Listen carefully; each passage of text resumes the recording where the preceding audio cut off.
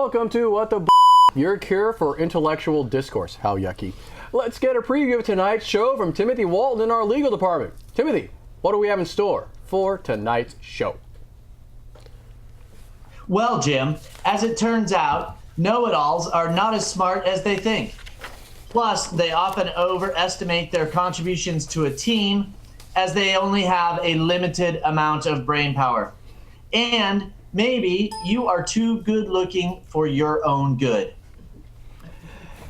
Hey, thanks, Timothy. We'll join you at the end of the show. They are known for their beauty and grace. But enough about America's Olympic pole dancing team. Let's meet tonight's panel.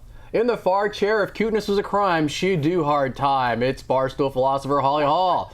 In the middle chair, he's the host of KMVT's only live show, John Wants Answers. It's John Vink. If modesty was a towel, he'd come around to football players' waist in the locker room. In between them, he's a writer, producer, and director. He's the most famous person you've never heard of. It's CJ Silverman. If humor was a motorcycle, Hell's Angels would ride him for hours at a time.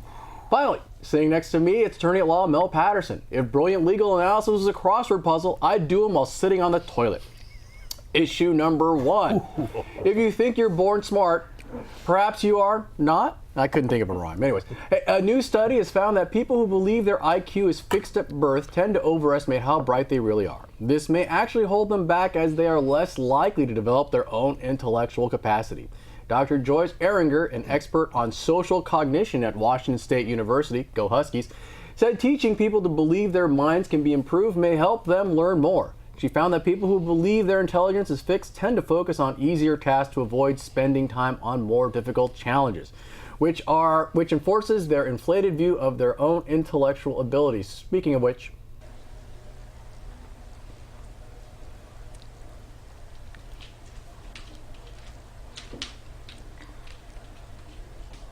oh no, yeah, I don't know if that cat is challenging himself or is just taking an easy task. Holly, I'm going to start with you. The IQ is fixed at birth. Are you buying this or not? Yeah, I don't know.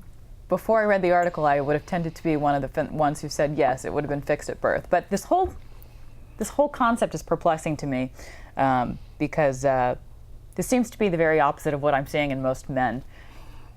Overinflated sense of how attractive they are. Okay. You know? So you've got the guy at the bar, you've got the total dweeb, he looks like Mark Zuckerberg, but he doesn't have Mark Zuckerberg's bank account, okay, right? He's lined up in his LinkedIn or his Salesforce jersey and he's cruising around, and this is the guy who's hitting on the Swedish supermodel at the bar. Oh, this is not what you, this is not last night for you? God, no. Okay. No, but I find that, you know, I can't really wrap my head around this concept because most men have that overinflated sense of self, so it's kind of the polar opposite. So we're all trolls.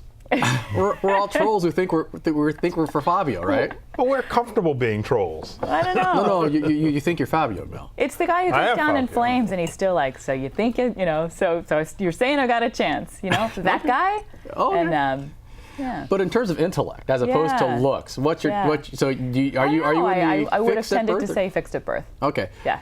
Do you think your IQ is fixed at birth?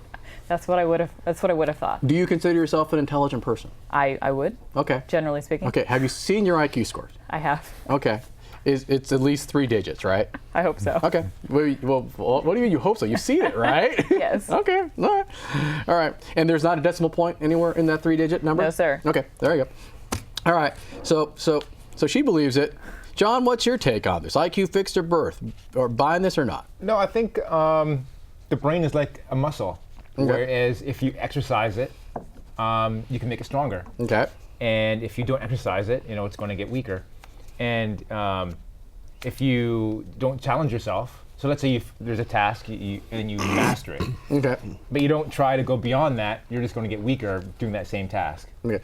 So, do you think you think that your IQ can be bolstered through intellectual stimulation and exercise? Oh, yeah.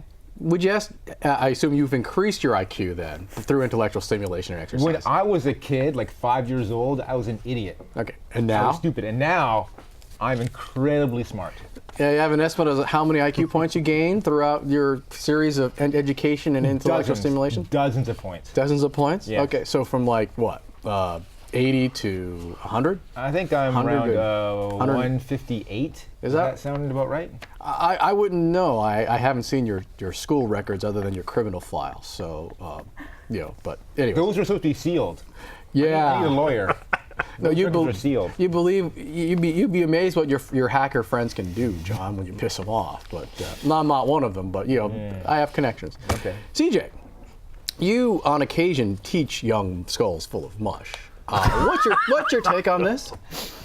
I would like to think that we could become more intelligent as we go through life. Otherwise, what's the use of going to law school or medical school or any type of educational university? What's the point? I mean, if people are just going to come in and leave the way they came in, why are we spending time? I think there's a distinction between being educated and being innately intelligent, which is IQ is supposed to measure. Yeah. But so in terms of the innate intelligence, do you think the environmental factors actually increase the IQ? I do. Okay. I would like to think that because, like John said, it's exercising the muscles, and even they tell people that are afraid of becoming Alzheimer's patients to do like word puzzles and things like that Sorry. to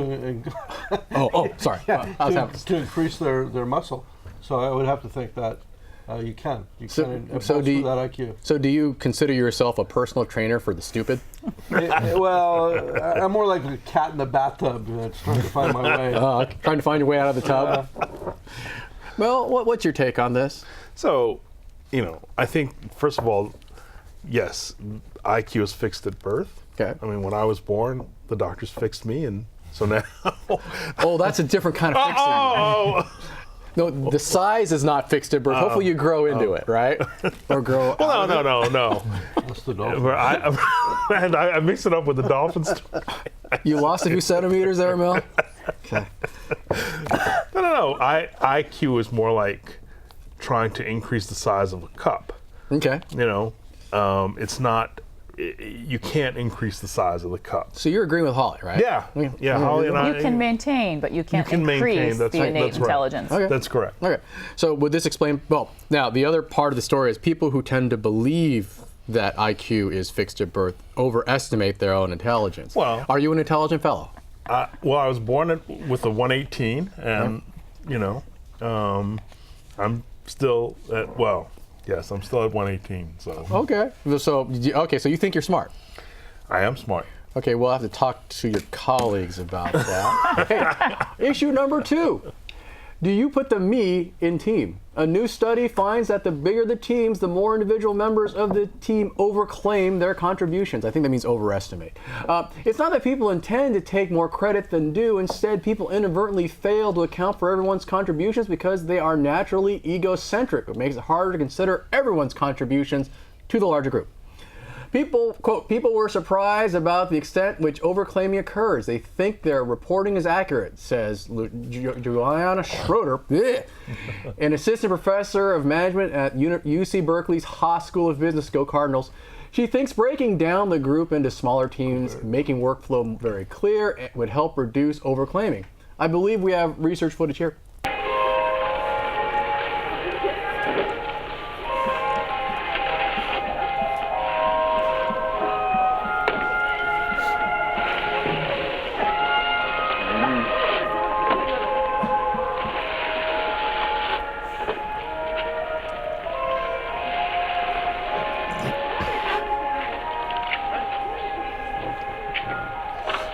That penguin did all the work. I bet you all the other penguins thought that they made that video viral. I suppose it was that one penguin. But hey, CJ, people overestimate their own contributions. Agree or disagree? I agree. Okay. However, if you look at some sports teams, you can see the concept of working as a team very well. As a matter of fact, take a look at the Warriors. Steph Curry is probably the most valuable player in the NBA, but he's also adept at throwing the ball to other people. He can easily take every single shot, but he passes the ball around. That's Okay. a real team. Okay, but do you think the other players are like, oh, I'm the secret sauce that makes the Warriors a championship team as opposed to Steph? I don't think so. Okay. I think they all feel like they are part of a team and that they all contribute one way or another. So, but you said you agreed with this with the assessment that people overestimate their contributions, but you just gave me an example of people not overestimating their contributions. Well, some people do. Okay. But I'm giving you the opposite, the antithetical concept of teamwork. Okay. And an example of that. But if you go into corporations or even the senior partner in a law firm, that person who's calling all the shots thinks that they're the go-to person, and that the underlings can't handle a client interview, and only they can do that. Speaking of lawyers, Mel, what's your take on this? Well, it's clear that, for example, if you look at our group Right. here, I'm clearly the secret sauce of our group. Yes, you are. After all, I mean, you take today, we have all these technical problems. As soon as I came in, the technical problems resolved themselves. They I came do in, remember. they resolved themselves after I got here. That's true. And you know what? You're the only person on air on the show that's ever admitted to having small genitalia and being the man at the same time. So the man has small is genitalia. always relative, Jim. Come on. Yeah, relative to what? No. Which relatives? Oh. I don't know. I'm not comparing any of my genitalia to your relatives, Mel, or to you in general. But so you actually, is this a good? If people do overestimate, good thing, bad thing, or just a thing? Good thing. Okay. I think it's a good thing. Because it's all about you? Yeah. No, it's all about me. No, it's all about me. It's all about you. Okay. Holly, you I don't know where you work, but I think I heard you say that your employer would be broke and shut down if it wasn't for your efforts. What's your take on this? I don't know. I don't know that I'm an estimator, and I think CJ had a good point. I think it's really, if you take a look at the environment that people are in, if they're in a team sports environment or if they're conditioned in that way, then you can kind of, even if it's a socially contrived humility, you see more humility, but in a corporate setting, in a marriage, if you're looking at a marriage, for example, is where I think people really overestimate their worth, right? In a one-on-one situation where there's really nowhere to hide. That's where isn't it 50-50? That's Never. That's what no one sees it that way. Everyone sees it as 80-20. But when you have a conditioned situation like a work situation or again a team sports situation where it might actually be genuine, then you've got a little bit more, humility. See, it's only the people who've got marriage experience with it, understand that it's not a 50-50 deal. Hey, John, I got But the math never adds up, That's right. John, I got 30 seconds, so I'm going to give you the last comment. You work for a very small, obscure employer that no one's ever heard of. What's your take on this? So I work on a team. It's the Mac desktop engineering team, and I do all the work on this team. Literally, like there's no one else on the team. Oh, okay. So I never underestimate my contribution as 100%. Okay, there you go. Well, thank you for illustrating the concept. Hey, on to our first break, and welcome back from our first break. Issue number 3: Do we regret in order to forget? Once you learn to ride a bike, you never forget, goes the saying. But scientists have found that while learning, the brain is actively trying to forget, and this could be because the brain has a limited amount of space so it forgets or overrides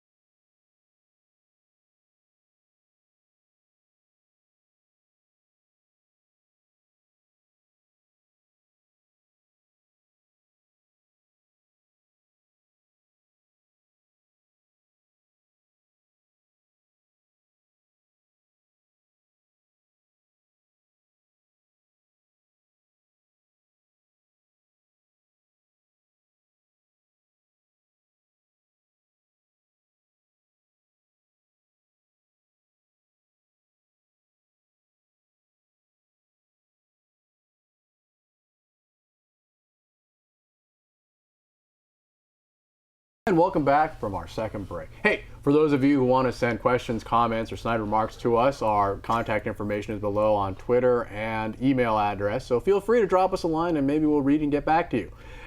Anyways, we are at the final segment of our show. This is our fact-checking segment. This is where we find out where we went wrong during the course of the show.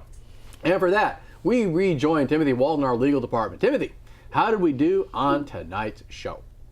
Oh my, you guys, you're driving me nuts again. There's just so many things to address. I hardly know where to start. I guess, Holly, I'm going to start with you. You have to know that ugly women have to work 3 times as hard too. So basically, it's just harder for women in general, but harder if you're an uggo rather than a hottie. No, it's just hard for women. Oh, okay. Well, it depends on what they're working on. No. I think it's just they all have to work hard for them. I do think that looks matter. And CJ, this is something that you should think about, particularly as a person in the entertainment industry. I mean, Janine Garofalo only looks ugly when she's standing next to Uma Thurman, right? Or a dog. Looks ugly no matter what. Ooh. Oh, snap. Has she been in anything lately? Oh, okay. It's not even funny. Uma Thurman? No, Janine Garofalo, right? Yeah. I never found her funny. I'll have to look that up. Never made me laugh. I don't think I've seen Uma Thurman recently, but okay. And Mel, Here we go. your looks are clearly what's helping your career. Well, thank you. It proves the opposite of what he was saying. Yeah, and while you're on it, Mel, just forget about coming here.